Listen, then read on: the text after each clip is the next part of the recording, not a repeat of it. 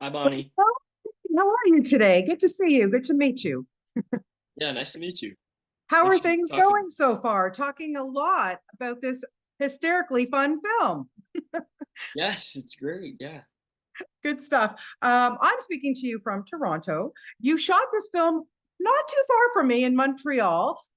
In the dead of the cold, it was perfect for this film.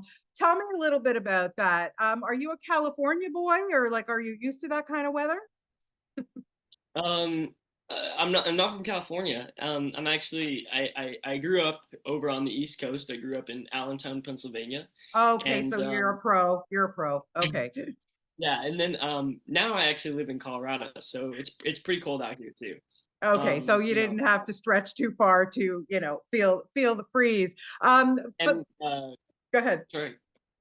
No, please go ahead. Um, no, I was just gonna say, yeah, it was definitely that was pretty cold in Montreal.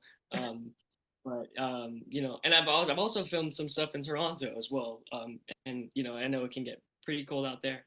Yeah, yeah. I always recommend when I speak to people, come to Toronto, but come in the summertime because that's when it's the nicest. Yeah, I filmed a different Christmas movie, 8-Bit Christmas out there. Yeah, So that's right. Yes, yes, excellent. I Well, did. listen, I this is so much fun, like I said, and the naughty nine. I mean, first of all, nobody wants to be on Santa's naughty list, but it happens in this film. And I want to know how you found yourself relating to Andy in any way, because I can't imagine you and your brothers are naughty. So, there you go. Yeah, you know, it's I guess something that maybe when I was younger, I think maybe when I was younger I might have been on the naughty list because I was a bit of a troublemaker through elementary school. I was a little bit of a class clown, Okay. um, if you will. So yeah. But anyway, I hope Santa knows that I've learned my lesson, and I hope I'm on the nice list this year. Oh, I can't imagine that you're not. But tell me a little bit about trying to, when you got this character, you had to team up with this other great, a bunch of other kids who are fantastic. We'll talk about that in a second. But, putting yourself in the mindset of this kid who knows what he wants, he takes matters into his own hands. And look what he does. Tell me about trying to relate to him and but have fun with it at the same time. Yeah, it was it's just like so fun to get to play a role like this. Kind of a mischievous troublemaker. And I don't know, I guess I kind of looked at it as um, similar to kind of George Clooney's role in Ocean's 11. Yeah. And because he's kind of like the mastermind behind the whole heist. And I had so fun getting to do that, and that's one of the things that really made me fall in love with this project, uh, and really just I don't know uh, made me want to do this so much. And I was just so lucky that I was able to do that and have so much fun. Yeah. And tell me about working with the rest of the kids in the cast because like I said, you guys have this great bond. And it seemed to me like maybe you just got along right away. What was it like when you guys kind of all met and then started to work together? Yeah, it's funny because we actually kind of all met at the airport because they flew us in all on the same day.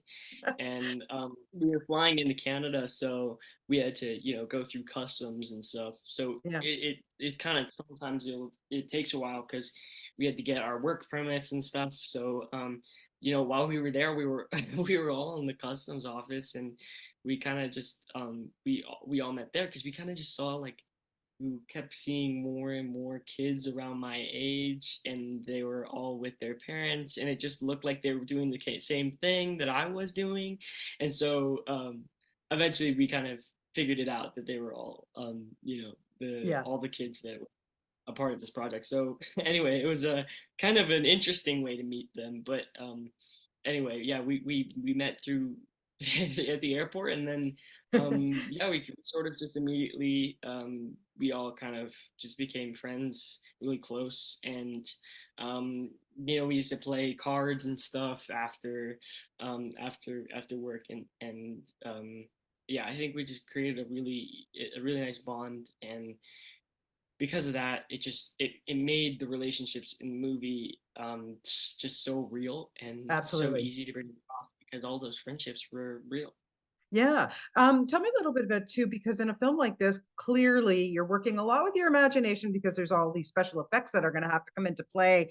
What is that like for you? Where do you kind of go in your head, or to try to like relate to like a reindeer or something that's just not there? Yeah, well, I've worked a lot with special effects. I worked a lot with special effects since I was about 9. Yeah. When I was 9, I worked on a movie called Timmy Failure, which I was working with like an imaginary polar bear. And then also I have a movie called Lyle Lyle Crocodile, which Yes, you is did. yes, and that movie is also definitely very VFX heavy, but so surprisingly with this film, I would say about 80% of what you see is real. Yeah. So they really didn't even really have to use that much special effects, as like all the sets were real, and so they really actually did an amazing job at limiting the amount of special effects we needed, and so it made it really pretty easy. But regarding like the reindeers and this and when we were on the sleigh, like yeah, there was definitely a good amount of special effects on those sorts of technical scenes.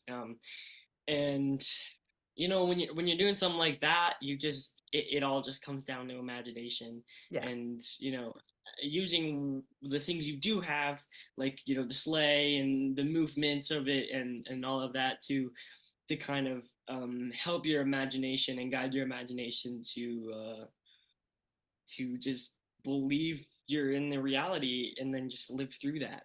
Yeah. Lots of So fun. yeah. It looks like lots of fun. Yeah. Just to wrap it up, you and brothers have been acting since you were so young. And I wanted to ask you, I mean, especially with something like Lyle Lyle, I mean, you were a bit younger than that, than you are now, obviously. What's it like for you to meet other kids who maybe are aspiring to be actors? Like, what kind of questions do you get? And how gratifying is it to you when you meet these young kids and they really kind of look up to you? You're a bit of a role model. Yeah, it's always really, really sweet when I meet a kid who wants to do the same thing, because I totally understand the the love and um the sort of just want to do this, because Mm. I was there at one point myself. And I remember myself looking up to my brother and my sister and seeing them, do their own projects, and my sister doing theater, and my brother doing like auditioning, and I was just like, why am I not doing that? And so like I totally remember being in their shoes, and I guess probably the most asked question I get is just like, well, how do you start? And um, it's a really hard question to answer, Yeah. because it's just there's so many different ways that people fall into the business.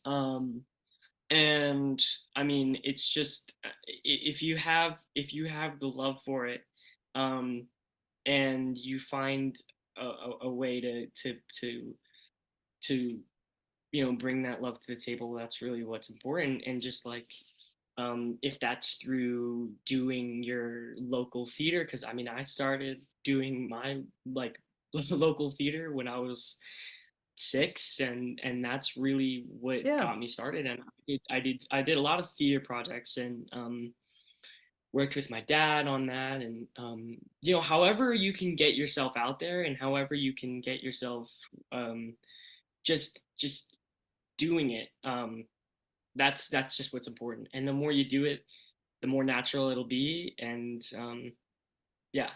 And there you go. Well, congratulations, listen, on this and everything that you do. Happy holidays to you and your family. I hope you have a great Christmas vacation and just great time. And thank you so much for your time today. I really, really appreciate it. Thank you.